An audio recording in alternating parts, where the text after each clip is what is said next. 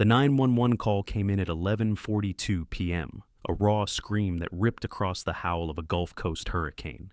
The dispatcher could barely make out the words through the man's broken sobs and the roar of wind and rain. "My wife. Oh God, my wife. She's not breathing. Someone, please. Pelican's Rest, room 7. Please, hurry." Detective David Chen felt the storm push against his unmarked sedan as he turned off the main highway. The wind ripped at the Spanish moss hanging from the ancient oaks, turning them into ghostly, thrashing limbs in his headlights.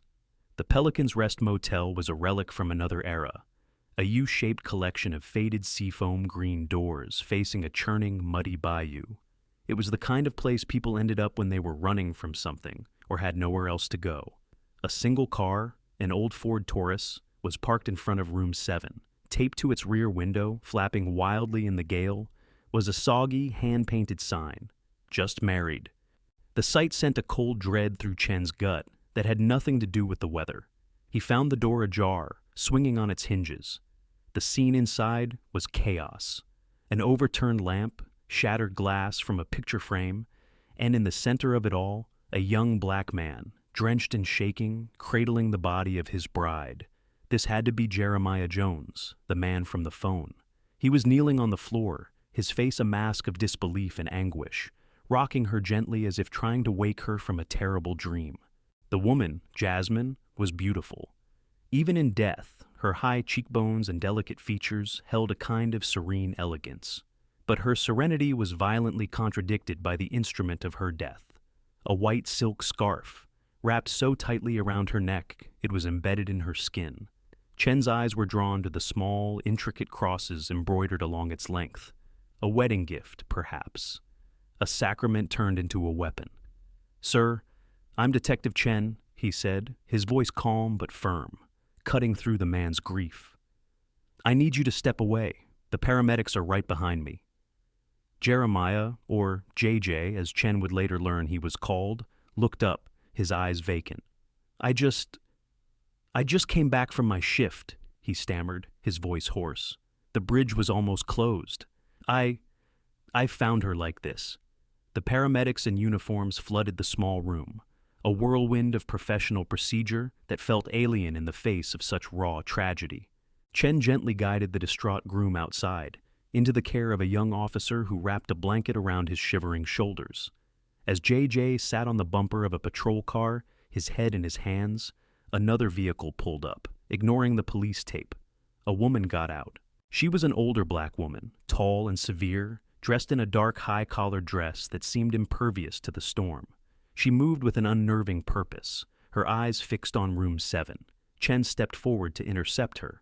"Ma'am, this is a crime scene. You can't—" "That is my son," she declared, her voice low and resonant, carrying a strange authority. "Jeremiah, where is he? What has happened?"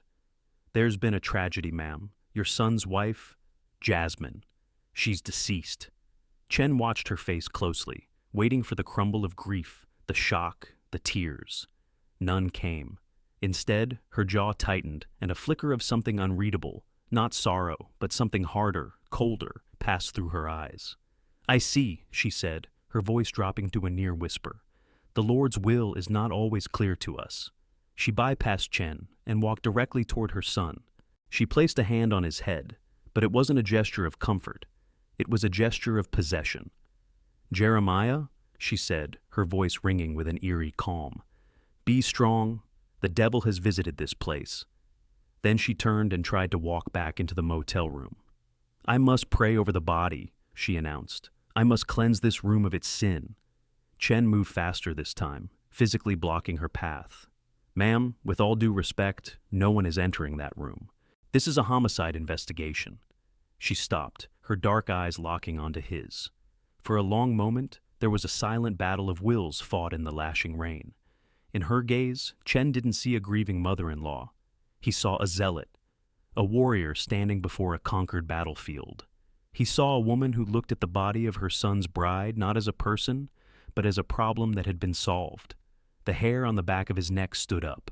He looked from the shattered, weeping son to the unnervingly composed mother. The hurricane was raging around them, tearing at the landscape, But Chen knew, with a certainty that chilled him to the bone, that the real storm wasn't the one coming off the Gulf. It had already made landfall right here, in room 7 of the Pelican's Rest. And it had a name: Eleanor Jones.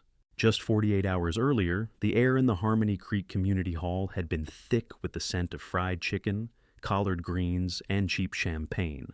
The small, racially mixed crowd celebrated the union of Jeremiah Jones and Jasmine Mayfield. JJ, in his rented tuxedo, looked like he might float away on pure happiness. He was a gentle giant, a man whose kindness radiated from him like heat. And Jasmine, in a simple but elegant white dress, was his son. She moved with a grace that captivated everyone, her laughter echoing through the hall. Everyone, that is, except Eleanor Jones. Seated at a table near the front, Eleanor was a pillar of dark fabric and rigid posture. She was one of the few black residents who had lived in this part of Mobile County her whole life, and she'd weathered decades of quiet, corrosive racism with a faith that had hardened into an impenetrable shield. When her husband had run off 20 years ago, leaving her with a young son, the church became more than a refuge. It became her fortress, and its doctrines became her law. She had raised JJ within its walls, convinced that her strict, unyielding control was the only thing that could protect his pure soul from a fallen world. She watched her son dance with his new bride, a woman who had appeared in town less than a year ago. A beautiful stranger with no history, no family to speak of. To JJ, Jasmine was a miracle. To Eleanor, she was an anomaly, a variable she couldn't control. A disruption to the righteous path she had so painstakingly laid for her son. Eleanor's opportunity came during the bouquet toss. As the single women scrambled and laughed, Eleanor slipped away from the reception. She didn't head for the restroom. She moved with quiet purpose toward the small back room that had been designated as Jasmine's changing area. The door was unlocked. It was a calculated violation. This wasn't a momentary lapse in judgment. It was an investigation. She had to know who or what this woman really was. Jasmine's purse was on the dressing table. Eleanor's first pass yielded nothing but lipstick, a wallet with a small amount of cash, and a compact mirror. But her instincts, honed by a lifetime of suspicion, told her to dig deeper. She saw Jasmine's travel bag pushed under the table. Kneeling, her movements swift and silent, she unzipped it. Beneath a layer of clothes, her fingers brushed against a hard plastic rectangle. She pulled it out. It was an old laminated ID card, the corners frayed with age, an Illinois driver's license. The photo was of a teenager with soft, sad eyes, and a face that was achingly familiar. It was Jasmine's face, but not. It was the face of a boy. And the name, printed in bold capital letters, was not Jasmine Mayfield. It was James Mayfield. The air left Eleanor's lungs. The fluorescent lights of the small room seemed to hum with a demonic frequency. James. The name was a hiss in the silent room. Every doubt, every sliver of unease she'd ever felt about Jasmine now coalesced into a single, monstrous certainty. This wasn't a woman. This was a lie. A deception of biblical proportions. An abomination, wearing a white dress and a sweet smile, who had wrapped her son in a web of sin. Her mind, a library of scripture and sermons on damnation, began to race. She saw the verses in her head, burning like brands. A woman shall not wear a man's garment, nor shall a man put on a woman's clothing, for whoever does these things is an abomination to the Lord your God. She heard the burst of laughter from the hall as someone caught the bouquet. JJ and his thing were out there, celebrating a holy sacrament that had been defiled. The wedding cake she had painstakingly baked, the prayers she had offered for her son's happiness. It all felt like a blasphemous joke. She, Eleanor Jones, a righteous woman of God, had been made a fool of, and her son, her innocent and precious Jeremiah, was the ultimate victim, shackled to a perversion in the eyes of the Almighty. She slipped the ID into the deep pocket of her dress. Her knuckles were white as she clutched the stolen relic. It felt both damning and divine, a piece of evidence delivered to her by Providence itself.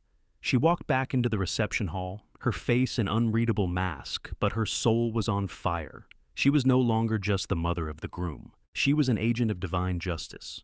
She looked at Jasmine, now laughing as JJ fed her a piece of cake, and she didn't see a happy bride. She saw a serpent in her garden, and she knew, with the chilling certainty of a prophet receiving a command, that she had been chosen to cast it out. To understand why Jasmine Mayfield treasured the fragile peace she'd found in Mobile, you have to understand the hell she'd escaped. She wasn't just starting over. She was a refugee, seeking asylum from a war that had been waged against her own body and soul. She was born James Mayfield on the south side of Chicago, a boy whose spirit never matched the flesh he was assigned. Her childhood was a landscape of quiet anguish, of secretly trying on her mother's clothes and scrubbing her face raw to hide the shame, of praying every night for a miracle that would make the mirror reflect the person she knew she was inside. The discovery of her true self wasn't a choice. It was a slow, painful awakening to a fundamental truth. The journey to become Jasmine was her exodus. It was years of saving money from dead-end jobs for hormone therapy, of lonely nights in support groups that felt more like circles of survivors than celebrations of identity. It was the legal battles, the bureaucratic indifference, the constant draining effort of simply existing in a world that demanded an explanation for her being. But the real reason she fled Chicago for the sleepy, humid anonymity of the Gulf Coast was a single, brutal night. It was a memory that lived not just in her mind, but in a thin, silvery scar above her left eyebrow, and a permanent ache in her ribs when the weather turned cold. The flashback would hit her at random moments. The screech of tires, the smell of stale beer, the glint of a streetlight on broken glass. She was walking home from her barista job, just over a year into her transition. She was feeling beautiful, finally seeing herself in her reflection. A car full of men had slowed beside her. The words they yelled were a prelude to the violence, a volley of slurs meant to strip away her humanity before they stripped away her dignity. They dragged her into an alley. The attack was swift, impersonal, and filled with a venom that terrified her. It wasn't just a mugging, it was an extermination attempt. They didn't want her money, they wanted to erase her. As fists and feet rained down on her, the word they kept spitting was freak. The pain was immense, but the true wound was the chilling realization that her very existence was seen as a provocation. She survived because a siren wailed in the distance, and her attackers scattered like rats. Lying on the cold, grimy pavement, gasping for air, Jasmine made a vow. She would live, but she would never be that vulnerable again. She moved to Mobile, a place so far removed from the concrete maze of Chicago, it felt like another country. She chose it for its quiet, its slowness, its promise of being left alone. She got a job at the best salon in town, charming clients with her skill and her warm, gentle nature. She built a new life from scratch, brick by careful brick. Her only real connection to her past was Kayshawn, a fiercely protective friend from a Chicago support group who had moved to the area a few years earlier. He was an artist, his hands always smudged with paint, his dreadlocks a crown of defiance. At the wedding, he had pulled her aside, his eyes full of concern. "You know I love you, Jazz," he'd whispered, his voice tight. But her, his mother, she watches you like a hawk. You can't keep this from him forever. "I know, Kay," Jasmine had replied, her smile wavering. "Tonight, I'm telling him tonight. It has to be perfect." "Perfect is a fantasy," Kayshawn had warned. "Real is what you need to worry about. A woman like that, her whole world is built on fear, and you, my friend, are her greatest fear made real." Jasmine knew he was right. The attack in Chicago had taught her that the most dangerous people were those whose fear had curdled into hate. She saw a flicker of that same fear in Eleanor's eyes. It was a cold, righteous fire, the kind that believes it has God's permission to burn whatever it doesn't understand. She had survived the predators in the alleys of Chicago. She prayed she could survive the piety of a mother in Alabama. The tragic irony was that in her search for a safe harbor, Jasmine Mayfield had sailed directly into the heart of a different, more insidious kind of storm. Detective Chen's investigation began hitting a wall before the sun even rose. The Pelican's Rest was a swamp of contaminated evidence, churned by the storm and the initial chaos. But the bigger obstacle was the human one. He was an outsider here, an Asian American detective in a predominantly white Deep South Sheriff's Department, investigating the death of a black woman married to a local black man. The air in the makeshift command post at the motel office was thick with unspoken assumptions. The sheriff, a man named Bill Hargrove, was a portly, slow-talking good old boy who'd held the position for 20 years. He'd clapped Chen on the shoulder and said, Well, son, 9 times out of 10, it's the husband. A crime of passion. You know how these things go. Chen knew all right. He knew how these things go was code for a quick, easy arrest that fit a comfortable, prejudiced narrative. He'd watched as Hargrove's deputies interviewed JJ. Their questions were tinged with suspicion. Did you two argue? Was she seeing someone else? You find out something about her you didn't like, son? They were trying to build a case, not solve one. JJ's grief was a raw, gaping wound.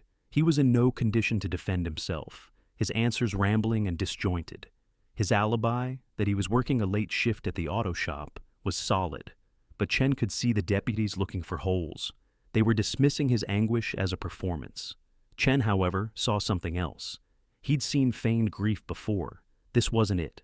JJ's pain was authentic, a man whose world had been stolen from him. Chen felt a kinship with the young man, the shared experience of being judged before being known. It made him push back. "Sheriff," Chen said, pulling Hargrove aside. "His alibi is checking out. The time of death, according to the ME's preliminary estimate, is between 9 and 10 p.m. His boss confirms he clocked out at 11:15. The bridge traffic from the storm adds another 30 minutes to his drive. He couldn't have done it." Hargrove grunted, clearly annoyed. Maybe the ME's wrong, or maybe he hired someone. It was a lazy, dismissive theory. Chen decided to work the scene himself, meticulously. While the other deputies were focused on JJ, Chen was on his hands and knees in room 7. The place had been mostly processed, but he trusted his own eyes over anyone else's. The storm had blown rain in through the open door, washing away any potential footprints outside. But inside, he noticed something near the window at the back of the room. The window was locked from the inside, but the cheap, dingy carpet beneath it was disturbed. He got closer, his flashlight beam catching the smallest of details. There was a tiny, almost imperceptible tear in the worn fabric, about a 1/4 inch long, and next to it, a faint smudge of what looked like red clay, a type of soil not common in the immediate sandy vicinity of the bayou, but prevalent in the wooded uplands a few miles away. It was a whisper of a clue, a sign of a frantic exit. Had the killer climbed out the window and had someone lock it behind them? Unlikely. Had they tried to get in that way first, then found the door ajar? Or had they stumbled near the window during the struggle? He bagged the small piece of torn carpet in the smudge sample. It was next to nothing, but it was his. It was a crack in the wall of silence and assumption that was building around the case. Then there was Eleanor. Her official statement was a masterclass in pious evasion. She spoke of her son's goodness, Jasmine's mysterious nature, and the will of God. She claimed she was home alone all evening, praying for the newlyweds' safety in the storm. It was a perfect, unshakable alibi, delivered with the conviction of a saint. But Chen couldn't shake the image of her at the crime scene, the lack of tears, the chilling calm, the bizarre urge to cleanse the room. It wasn't a mother's grief, it was the quiet satisfaction of a mission accomplished. As he drove away from the motel, Chen knew he was on his own. Hargrove and his men were hunting for a convenient suspect, but the faint smudge of red clay and the memory of a zealot's cold eyes told him the real killer was still out there, hiding behind a wall of faith and a community's willingness to look the other way. Eleanor Jones did not rely on the internet. She considered it a sewer of godlessness, a digital Sodom and Gomorrah, but she knew it was a tool, and for this holy task she was willing to wield it. The day after the wedding, long before Jasmine's body was discovered, Eleanor's crusade had already begun. She used the old desktop computer in the back office of her church, a place where she knew her digital tracks would be safe, buried in the church's communal history. She didn't search for Jasmine Mayfield. She searched for James Mayfield, Chicago. Armed with the stolen ID, she descended into the web's forgotten corners. She bypassed the sanitized recent profiles and found the digital ghosts. Old forum posts from LGBTQ+ youth groups. A forgotten MySpace page with grainy photos of a sad-eyed boy experimenting with eyeliner. Each discovery was another nail in the coffin of Jasmine's legitimacy. To Eleanor, this wasn't a story of a person finding themselves. It was a dossier on a demon, a chronicle of its deceptive transformation. But this was not enough. Digital evidence was cold. She needed a spiritual confirmation. She needed a higher authority to sanctify the rage and revulsion that was building in her soul. That evening, she drove not home, but to a small, unmarked building on the outskirts of the county. It was the meeting place for the Sisters of the Righteous Path, a splinter sect even more extreme than her own mainstream Baptist church. Their leader was a woman known only as Prophetess Agnes. Agnes was a rail-thin woman with eyes that burned with a feverish intensity. She preached a gospel of spiritual warfare, of a world filled with demonic entities masquerading as humans, sent to test and corrupt the faithful. Her followers were a small, insular group who saw sin and conspiracy in every shadow. In a back room, lit only by candles, Eleanor laid the stolen ID on a rough wooden table. "I found this," she whispered, her voice trembling with a mixture of fear and righteous fury. "This creature has married my son." Agnes picked up the ID, her long, bony fingers tracing the name James. She closed her eyes, her head tilted back as if listening to a voice only she could hear. The silence stretched on, thick and heavy. "This is not a mere deceiver," Agnes finally proclaimed, her voice a low, dramatic rasp. "This is not a confused child. This is a vessel, a hollow thing, inhabited by a spirit of perversion. It has been sent to destroy your son's lineage, to spill his seed upon barren ground, to defile the sanctity of a holy union." The words were a balm to Eleanor's agitated soul. They gave her language for her disgust, a divine framework for her hatred. She wasn't a bigot. She was a soldier. "What must I do?" Eleanor asked, her voice pleading. "How do I save him?" "You cannot reason with the serpent," Agnes intoned, her eyes snapping open, locking onto Eleanor's. "You must cast it out. You must perform the rite of expulsion. You must confront the entity and command it to leave its host, in the name of the Father." Agnes then went to a small cabinet and produced a small, unlabeled vial filled with a dark, viscous oil. "The anointing oil of Gideon," she said, pressing it into Eleanor's hand. "It will weaken the entity's hold. It will give you the strength of the Lord. Go to the place where they lay. Anoint the vessel. Speak the words of power. Drive the demon back to the pit from which it came." Eleanor clutched the vial. It felt warm in her hand, buzzing with a dark energy. This was her mandate. This was her divine commission. She wasn't just a mother protecting her son. She was an exorcist, armed with holy oil and a prophetess's decree. The plan began to form in her mind, not as a murder, but as a righteous, necessary, and holy act. She would go to the Pelican's Rest. She would confront the demon, and she would save her son's soul, no matter the cost to the flesh that imprisoned it. The prophetess had spoken. The will of God was clear. Detective Chen knew that to understand the victim, he had to find the people who truly knew her. The salon co-workers spoke of Jasmine in glowing but superficial terms. She was sweet, talented, a hard worker. No one knew where she was from, who her family was.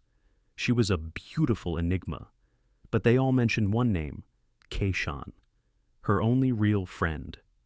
Chen found him in a converted garage that served as his art studio, a chaotic sanctuary of paint-splattered canvases and the sharp smell of turpentine.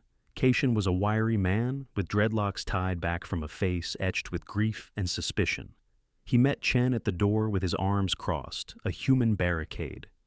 "If you're here to ask if JJ did it, you can leave," Keishan said, his voice flat and hostile.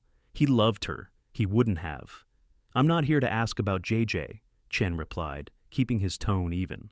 "I'm here to ask about Jasmine. I need to know who she was. I need you to help me find the person who did this to her." Keishan stared at him, his eyes searching Chen's for the slightest hint of prejudice or insincerity. The silence was a test. To break it, Chen took a risk.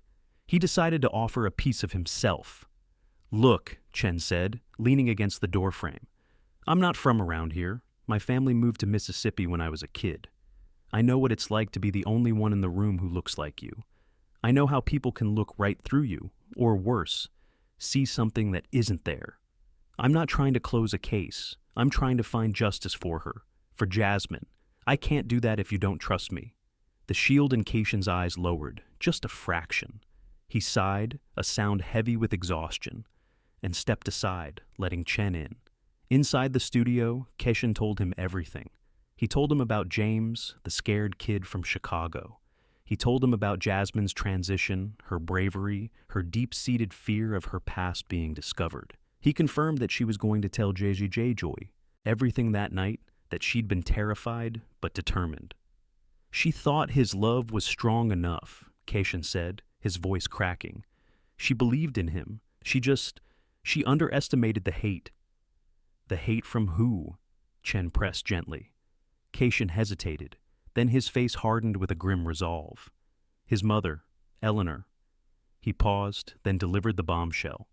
It wasn't just dirty looks at the wedding. It got worse. Something happened last week. Jasmine was scared to tell me at first. He described the scene in chilling detail. Jasmine had been driving home late from the salon, taking a back road that cut through a stretch of dark pine forest. A car had pulled up behind her, its headlights blindingly bright, and followed her for miles. She was terrified. Finally, she pulled over, her heart pounding. The other car pulled up alongside her. It was Eleanor. Eleanor didn't get out of her old Chevy. She just rolled down her window, her face a grim silhouette in the moonlight.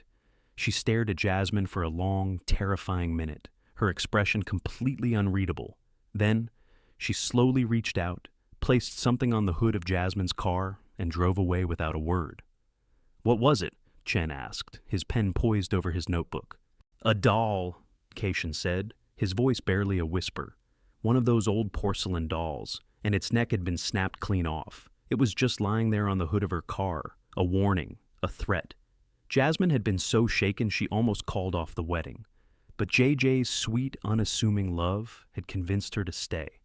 She'd rationalized it as the act of an overprotective, eccentric mother. She had fatally misjudged the nature of the message. Chen felt a cold knot tighten in his stomach.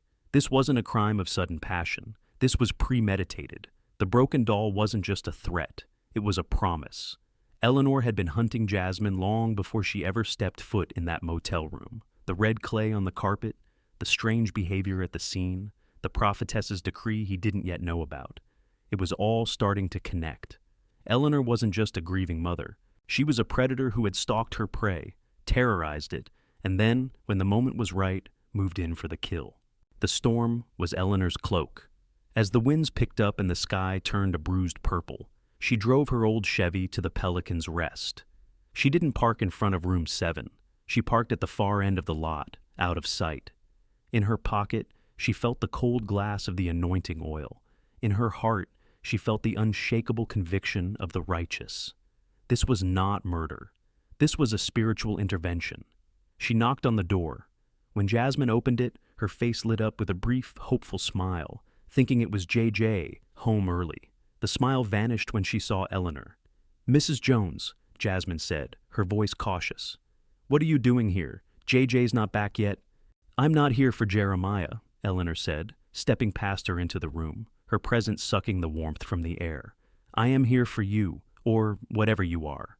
Jasmine's blood ran cold. I don't know what you mean. Don't you lie to me, demon." Eleanor's voice was suddenly sharp, venomous. "I know who you are, James." She saw the flicker of terror in Jasmine's eyes, and it fueled her. This was the fear of the guilty. She pulled the vial of oil from her pocket. "The Lord sees your deception, and he has sent me to cast you out." Before Jasmine could react, Eleanor lunged, uncorking the vial and flinging the dark, pungent oil. It splattered across Jasmine's face and the front of her simple cotton dress. Jasmine cried out, more in shock than pain, stumbling backward. "Get out of my house," Jasmine screamed, her fear now turning to anger. "This is not your house. This is a holy union you have defiled." Eleanor advanced, her hands raised as if in prayer. "In the name of the Father, the Son, and the Holy Spirit, I command you, spirit of perversion, leave this vessel." Jasmine's survival instincts, honed in a Chicago alley, took over. She was not going to be a passive victim. She grabbed the nearest object, a heavy ceramic lamp from the bedside table. "You are not welcome here. My love for your son is real. It is not a sin." She swung the lamp. It connected with a sickening thud against Eleanor's shoulder. Eleanor cried out in pain and rage, staggering back. For a split second, the righteous zealot was replaced by a woman in agony. But the pain only sharpened her resolve. This was the demon fighting back, lashing out from its prison of flesh. The pain ignited a primal fury in Eleanor. All pretense of a holy ritual vanished, replaced by pure brute force. She dropped the empty vial and lunged, not with prayers, but with a guttural roar. She tackled Jasmine onto the bed, her surprising strength pinning the younger woman down. Jasmine fought back, scratching, kicking, her voice a desperate plea. "Please, Eleanor, stop!" But Eleanor wasn't listening to Jasmine. She was listening to the voice of Prophetess Agnes, to the verses of Leviticus, to the righteous thunder in her own head. She saw the white silk scarf, the wedding gift, her gift, lying on the pillow, the one with the embroidered crosses. It was perfect, a holy instrument. She grabbed the scarf and in one fluid, terrifying motion, wrapped it around Jasmine's neck. "You will not have my son's soul," she hissed, pulling the fabric tight. Her face was inches from Jasmine's, her eyes wild with a terrifying light. Jasmine's hands flew to her own throat, clawing at Eleanor's iron grip, her knuckles scraping against the embroidered crosses. Her pleas turned into choked, desperate gurgles. Her beautiful eyes, wide with terror and disbelief, stared into the face of her killer. Eleanor pulled tighter, her years of physical work giving her a strength Jasmine couldn't match. She put her weight into it, whispering verses of damnation like a twisted lullaby.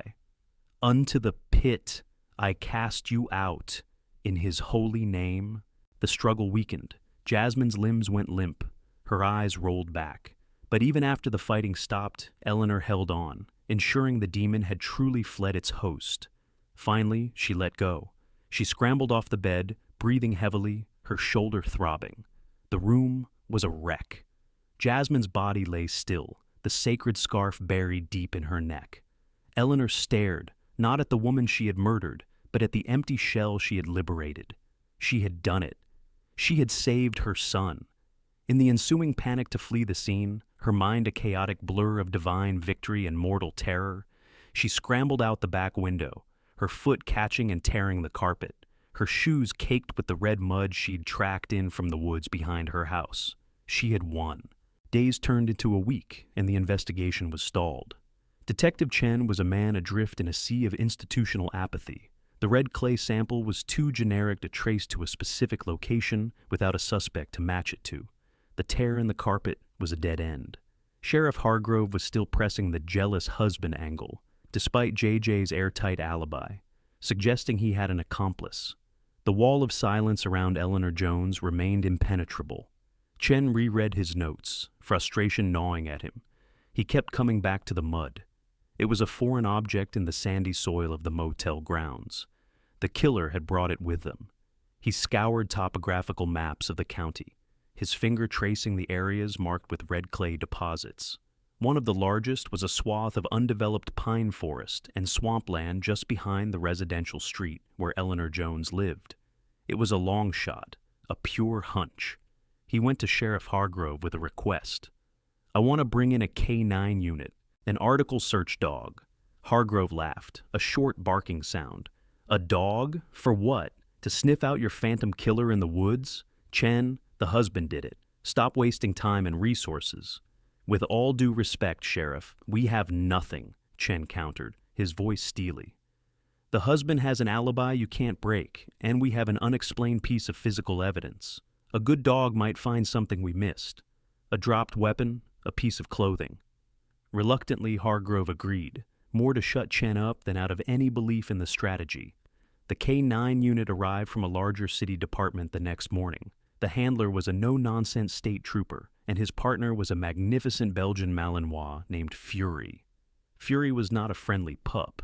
He was a four-legged, high-intensity tool, trained to find any object bearing human scent. Chen didn't take them to the motel. He took them to the edge of the woods behind Eleanor Jones's small, tidy house. "The killer might have come through here," he told the handler. "Let's see what he finds." Fury was off like a shot, his nose to the ground, working in a grid pattern. For nearly an hour, they found nothing but pine cones and discarded beer cans. Chen's heart sank. Hargrove was going to crucify him for this. Then, Fury's behavior changed. He caught a scent, his head snapping up, his tail rigid. But he didn't lead them deeper into the woods. He turned and trotted back toward Eleanor's property, right into her driveway. He began to circle her old Chevy, whining with excitement. "He's got something, detective," the handler said. "It's on the vehicle." Fury began to bark insistently, pawing at the undercarriage of the car, right below the passenger side door. Chen grabbed a high-powered flashlight and got on his hands and knees on the greasy asphalt of the driveway. He aimed the beam into the dark, complex maze of the car's chassis. And there it was. Wedged deep between the frame and a mud-cake splash guard was a piece of debris. At first, it just looked like a chunk of pale, broken rock. But as Chen looked closer, he could see a curved edge and a painted floral pattern. It was a piece of shattered ceramic. It was the base of a lamp, and clinging to its jagged edges were several long, dark strands of hair, and a dark reddish-brown smear that was undoubtedly dried blood. Chen felt a jolt of adrenaline, a pure, cold thrill of discovery. This was it. This was the weapon Jasmine had used to fight back. In her panicked escape, Eleanor must have dropped it near her car, then, realizing her mistake, kicked it or shoved it underneath, hoping it would be lost forever. He backed away slowly, his heart hammering in his chest. "Get the crime scene unit down here, now," he said into his radio, his voice tight with triumph. "We've found it. We've found the weapon."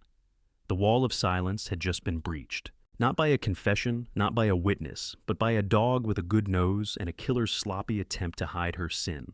Justice, it turned out, had 4 legs.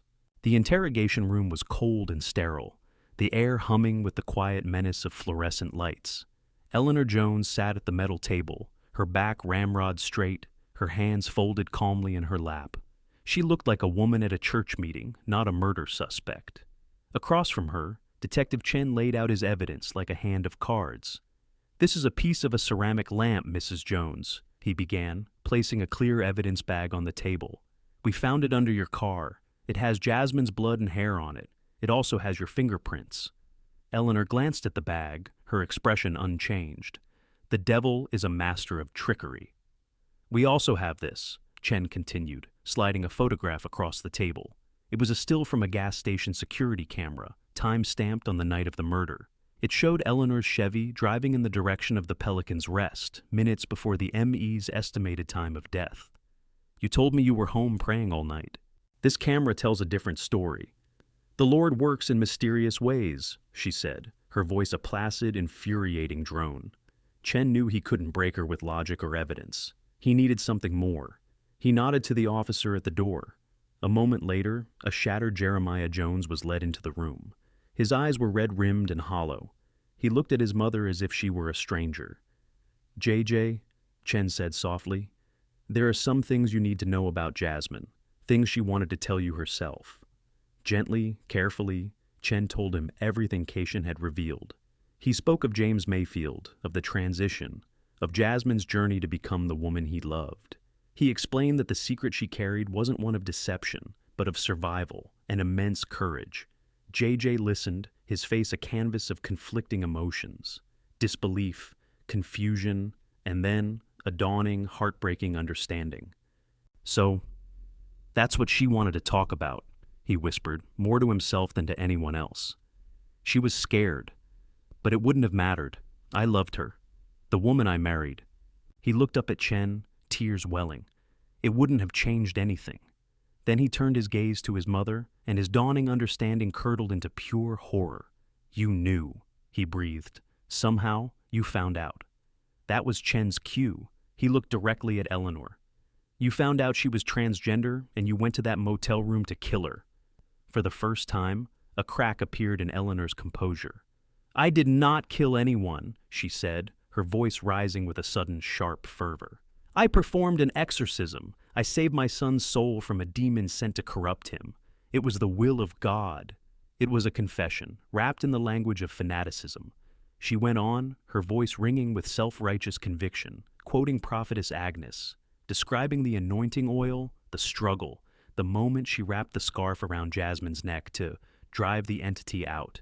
She wasn't confessing to a murder. She was boasting of a spiritual victory. "JJ," and stared at her, his whole body trembling.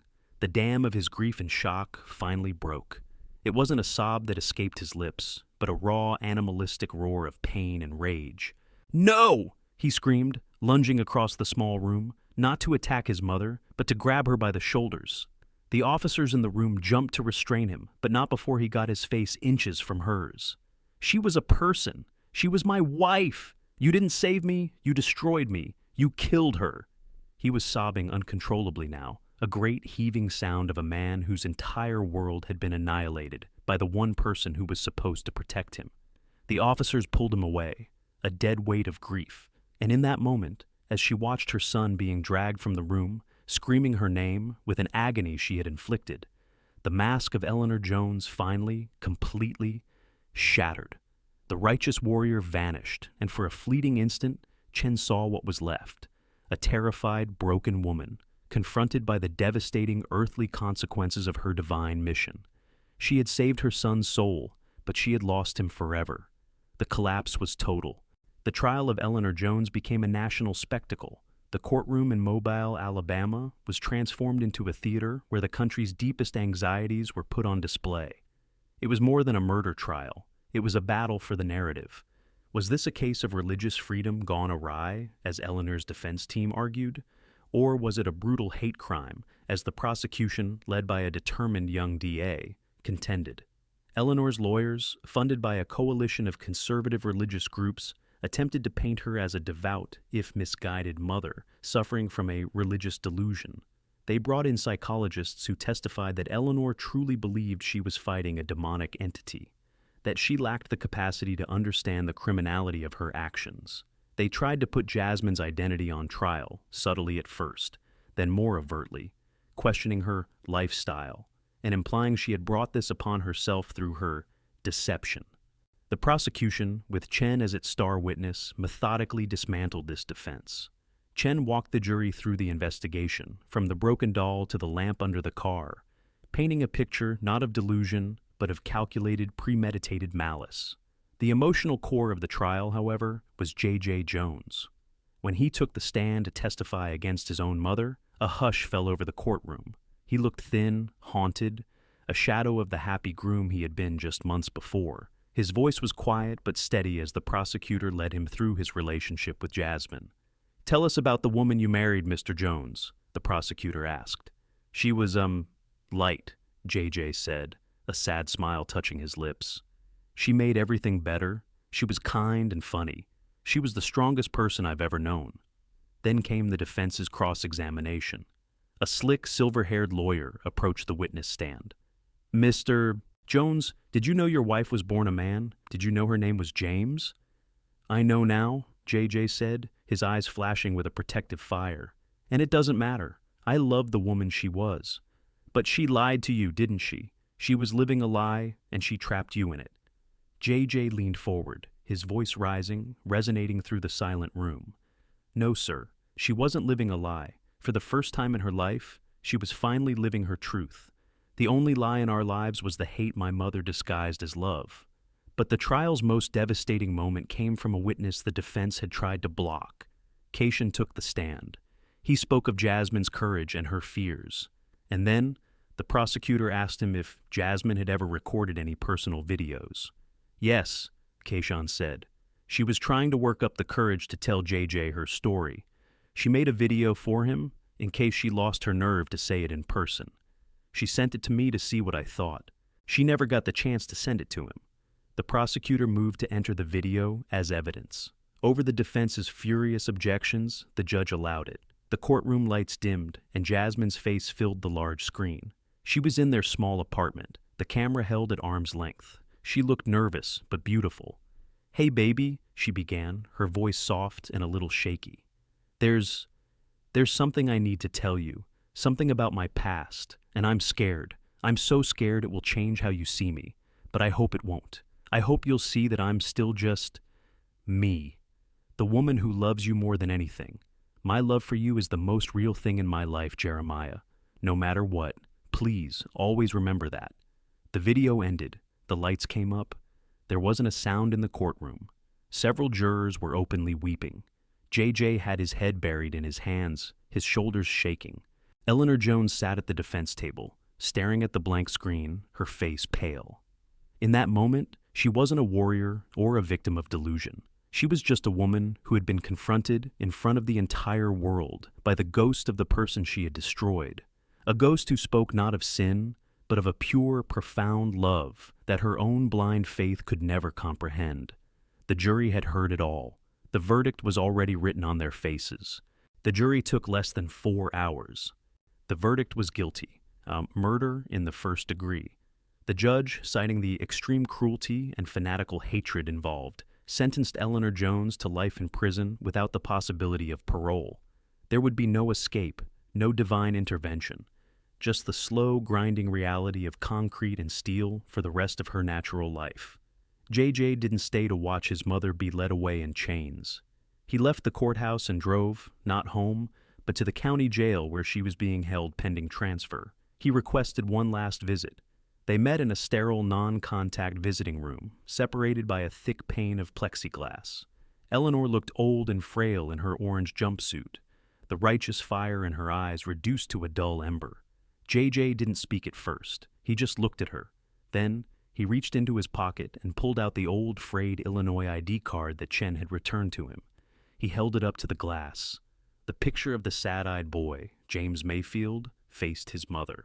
"This," JJ said, his voice devoid of all emotion, "is the person you murdered. This boy who was so lost and so brave. You killed him." He then put the ID away and looked his mother in the eye. "But Jasmine, the woman I loved, her, you will never touch. Her memory is mine. You can't have it. You can't taint it. You don't get to be a part of it." He stood up. "Goodbye, Eleanor." That was the last time he ever saw her. He didn't establish a foundation or become an activist. His grief was too private, too profound for public display. His healing required a different kind of pilgrimage. A few weeks later, with a small urn containing Jasmine's ashes, he bought a one-way bus ticket to Chicago. He found the alley. It was just as he'd imagined from Keishan's descriptions. Narrow, littered with trash, smelling of decay. It was a place of violence and fear. He stood there for a long time, the weight of what Jasmine had endured settling on him. But this was not her final resting place. This was a scar, not a monument. He walked from the alley toward the vast, endless expanse of Lake Michigan. The wind coming off the water was cold, but clean. He walked out onto a long pier, the gray waves of the lake stretching to the horizon. There was no ceremony. There were no prayers. There was only the quiet finality of a promise kept. He opened the urn and let the ashes of the woman he loved be taken by the wind, a pale gray plume against the darkening water. He watched as they scattered, becoming one with the immense, powerful lake, finally and completely free. He didn't feel healed. The wound was too deep, the scar too permanent. But standing there, watching the last trace of her physical form disappear into something so vast, he felt a flicker of the peace she had so desperately sought. He had made a choice. He chose her memory over his mother's hate. He chose the truth of her love over the lie of a toxic faith. The ultimate lesson of this tragedy wasn't a grand public statement. It was a quiet, personal, and devastatingly simple truth. Faith, when twisted by fear, doesn't build heavens. It creates hells on earth. Blind belief is not devotion, it is a cage. And true, unconditional love, even a love that is stolen far too soon, holds within it a power of redemption that no fanatic, no killer, and no prison can ever truly extinguish. JJ would carry that love and that pain for the rest of his days. It was his burden and it was his blessing.